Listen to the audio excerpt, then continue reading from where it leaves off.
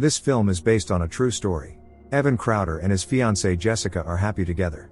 But one evening, returning home from the theater, they discover that their apartment has been ransacked, they've been robbed, and the intruder is still there. Pointing a gun at the couple, he demands that they hand over their wallet, purse and wedding rings. Life is worth more than money, so they comply, and the robber flees. The police arrive. Officer Tyler Haynes, a friend of Evan's, admits there's little chance of catching the thief. It's a rough neighborhood, and this sort of thing happens all the time. Drifters from the streets break into apartments. The incident makes the couple consider moving. They decide not to delay and soon buy a large house, believing it's a new chapter in their lives. Although it's a financial stretch to afford a private home, it's definitely worth it. Jessica, a freelance graphic designer and amateur detective, plans to take on more clients to help pay the bills. The couple begins renovating. Jessica jokes that they'll have to think hard about what to do with so many rooms. Suddenly there's a knock at the door. It's Simon, their neighbor. As a kind gesture, he brings them a bottle of wine. Jessica notes how stylishly dressed the man is. Simon explains that he's just come from work. He teaches male psychology at the university. The couple invites their neighbor to dinner once the renovations are finished. He gladly accepts the invitation. Overall, everything is going great. Jessica is deeply grateful to Evan, knowing he didn't really want to move. But he knows it was the right decision. Running late for work, Evan leaves. Jessica opens her laptop and gets to work as well. Her friend Oscar Garrett calls via video chat, asking how suburban life is treating her. As a hobby, Jessica and Oscar look into missing persons cases in the area. The woman gets so caught up in it that she loses track of time and fails to make dinner before Evan returns. He asks if she's finished her project. The man finds it unfair that while he works himself to exhaustion, she spends the entire day chatting with some guy. Yes, the loan is in his name, but Jessica promised to help with the payments. She assures him she will. It's just the first day. The next morning, Jessica goes to Simon, thanks him for the wine and tells him that dinner will be on Thursday at 7:30. At the appointed time, Simon arrives.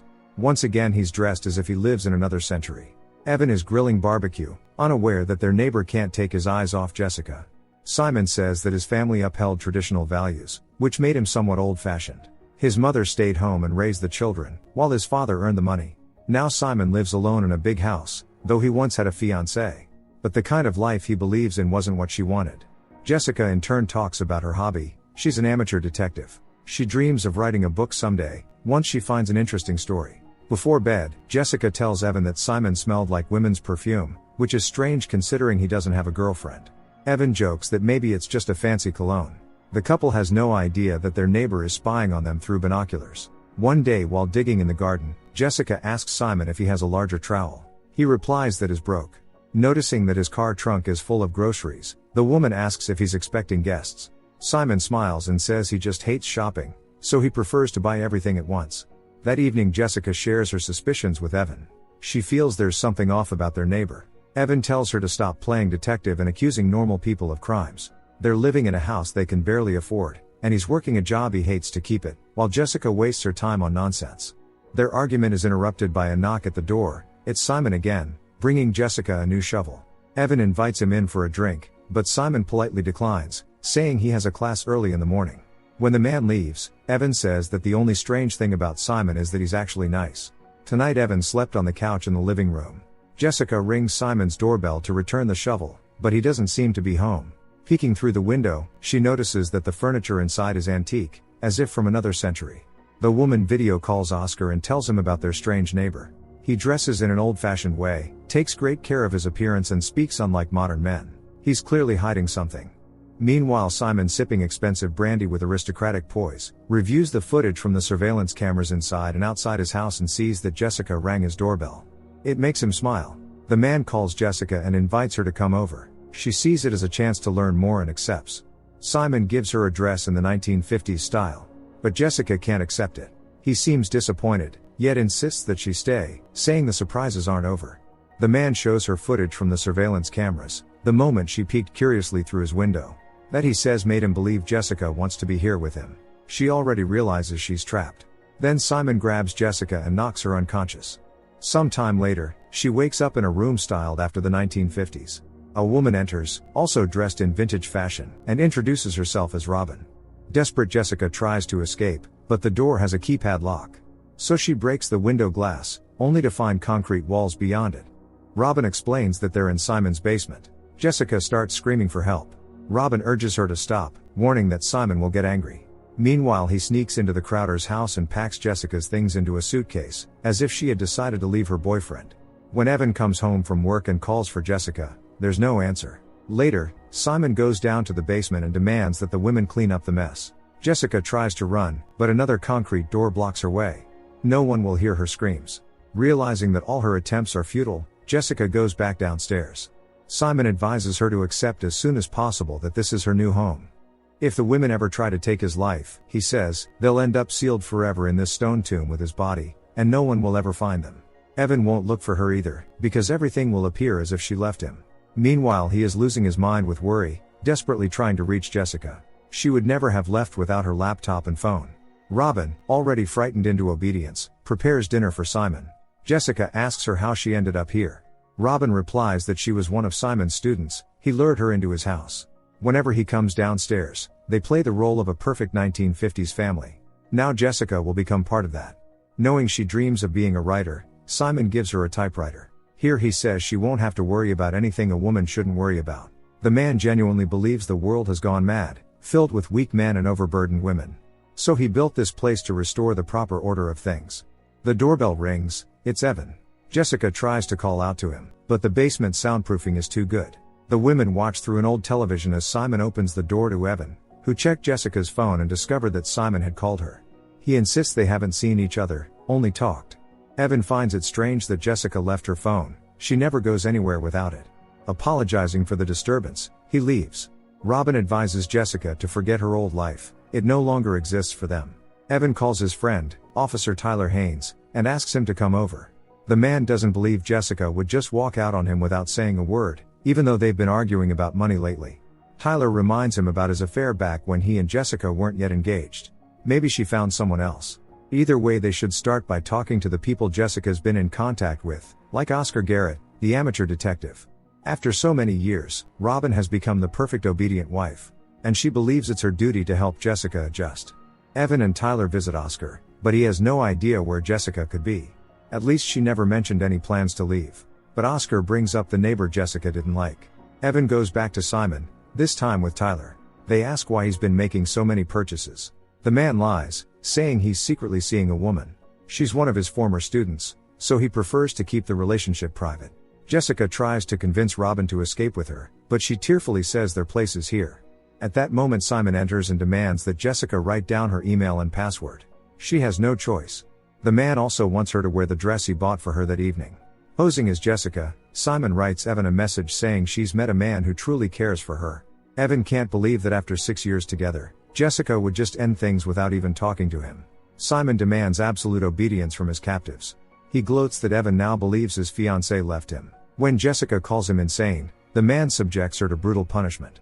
Robin doesn't intervene, out of fear and because she's convinced Simon loves them both. Now Jessica too is forced to dress and wear makeup in 1950s style, and to please Simon in every way. The women cook dinner for him, playing the part of perfect wives. But unlike Robin, Jessica refuses to accept her fate, and when Simon lets his guard down, she strikes him over the head with a frying pan. The man regains consciousness tied up.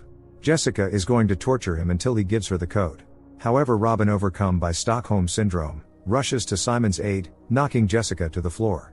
The man frees himself and grabs his captive, subjecting her once again to punishment. Later, Robin explains to Jessica that it had to be done. There used to be another woman here, Megan. She too couldn't love Simon and kept trying to escape. As punishment, the man forced Robin to take Megan's life. She won't survive that a second time. Simon approaches Evan, pretending to be concerned about Jessica's disappearance. He invites his neighbor over for a drink. Evan agrees, anything to avoid spending another night alone in an empty house. At that moment, Jessica hits the ceiling with a mop, but the walls are completely soundproof. Evan feels that Simon understands him like no one else. Watching through the old television as the two men sit on the couch chatting amicably, Jessica cries in despair.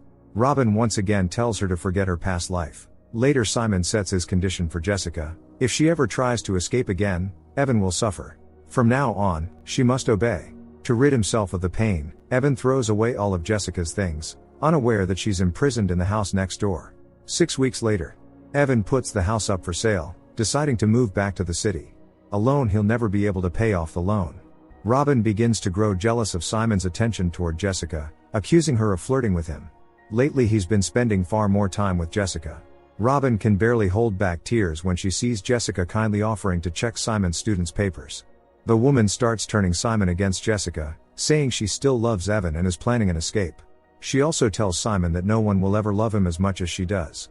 The man decides to confront Jessica and demands an explanation. She insists Robin is lying. In that moment, Simon takes Robin's life right before Jessica's eyes, believing Jessica will make the worthier wife. It takes all her strength to keep her composure. Simon orders her to turn up the music. Jessica sobs in her room. The music can't drown out the sound of the saw. Oscar calls Officer Tyler Haynes and says he's managed to uncover something. Everywhere Simon has ever taught, a female student went missing. He was fired from one of the universities for inappropriate behavior toward a student right before her disappearance. That same evening Tyler arrives at Simon's house. By that time Jessica has already managed to completely convince Simon of her loyalty. The man politely invites Tyler inside and allows him to look around. Tyler asks about a missing student, Robin Simmons. The professor doesn't deny that he dated her but insists he had nothing to do with her disappearance. Tyler then asks about another missing student, Megan Carswell. Simon claims the name doesn't sound familiar. When Tyler turns away, the abductor knocks him out and later drives his body far away. Upon returning, Simon apologizes to Jessica. She embraces him, saying he had no choice. The woman tells him that no one has ever cared for her the way he does. Simon desperately wants to believe her, but he can't. Buyers have been found for Evan's house. He is broken by the disappearance of his beloved and the death of his friend. The professor wishes him luck in his new life. For the first time the man allows Jessica to go upstairs. He wants to test the strength of her trust. Jessica doesn't know he's hiding a gun behind his back, but she's smart enough not to rush toward the front door or call for help through the window. Amazed, Simon asks what she thinks about Evan moving back to the city. Jessica says she feels sorry for him and that it would be nice to cheer him up somehow. The man suggests the idea of giving him a bottle of his favorite wine. Evan is touched by such a kind gesture from his neighbor, though something about it makes him uneasy. It's his last night in that house. Simon is over the moon, believing that Jessica truly loves him. She's the perfect wife he's always dreamed of. In the morning Evan receives a call from Oscar, who says he spoke to Tyler on the day he died, about Simon. This makes Evan suspicious. Jessica prepares a small home picnic for her captor, baking her signature vegetable pie, when suddenly the alarm goes off. It's Evan breaking into the house, calling out for Jessica. Smelling the pie, he realizes she's here. Simon attacks him. A fight breaks out between them. Meanwhile Jessica frantically tries to figure out the lock code, and finally succeeds. She saves Evan. A year later, Jessica takes a difficult step, visiting Simon in prison. She wants to see his cage. Earlier during the trial, she asked the judge to overturn the death sentence and instead condemn Simon to a lifetime of captivity. Captivity didn't break Jessica, it inspired her, and she gives Simon a copy of her book before walking away. It's a good ending, at least for her. Don't forget to subscribe to our channel not to miss more exciting new products. Also, the authors will be pleased if you leave your opinion in the comments.